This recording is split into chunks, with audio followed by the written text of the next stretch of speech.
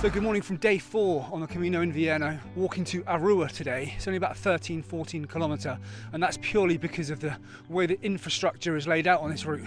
So you either do that or something ridiculous like a 60-kilometre day, and after yesterday's shenanigans, that's the last thing we want. So yeah, short day today. Left Barca about 25 minutes ago, 30 minutes ago, and it's just been a casual stroll out of the town and up through like an old village with lots of vineyards and crumbling houses.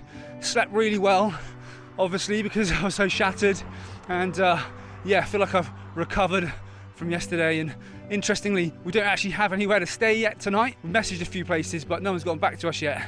And apparently one option in the book, if you don't hear from anyone, is to call the local police on a Saturday, and they let you in the sports hall, the local sports hall, to stay in. So I feel a little bit anxious about not having anywhere to stay yet tonight, but just going with the flow. The other 3 aren't worried, and you know, they're very much, you know, in the Camino always provides frame of mind. So let's see how that pans out.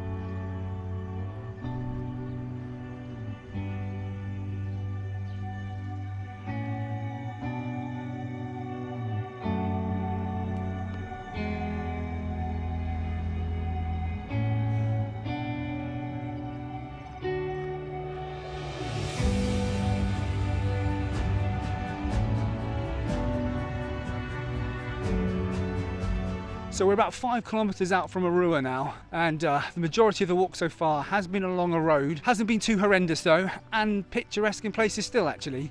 But if I'm honest, I'm grateful for the flatter, smoother surface, because my feet really need to recover from yesterday. So I don't have any complaints on that front.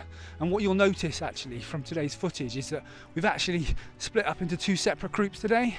Gordon and Mo have decided to try an alternative route that's outlined in John Briley's book, which is on the other side of the river. So they went to check that one out, and Joe and I, well, we decided we want an easy day today and just to turn our brains off and not have to worry about checking maps and directions and things. We just wanted to keep it simple and follow the Camino waymark stones, which there are plenty of. So yeah, that's what we're currently doing. We're just following the yellow lines and the safety of the Camino stones, and we'll see how Gordon and Mo have gotten on when we meet up a little bit later. But I'm enjoying today, and yeah, grateful for the smoother surface on my feet.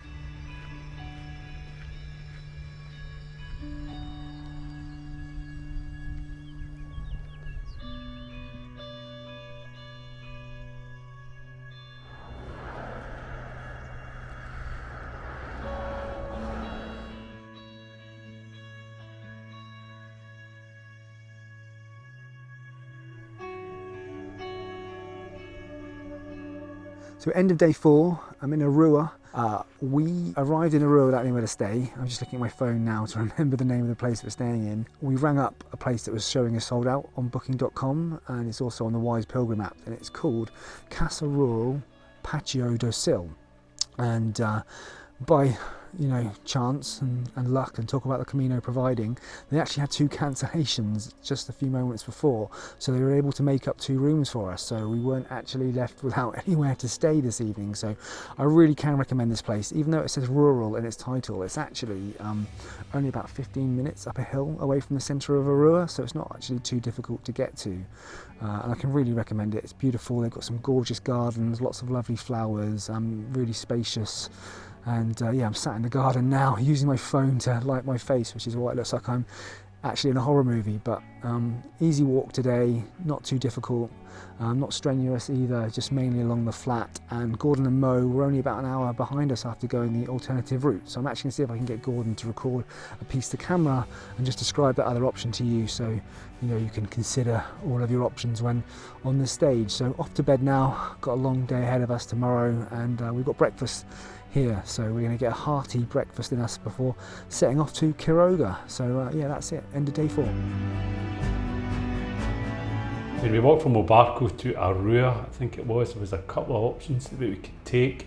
We elected to go the riverside route, which was quite difficult to find. It's in the Wise Pilgrim mentions it, the guidebooks mention it, but it's quite difficult to find.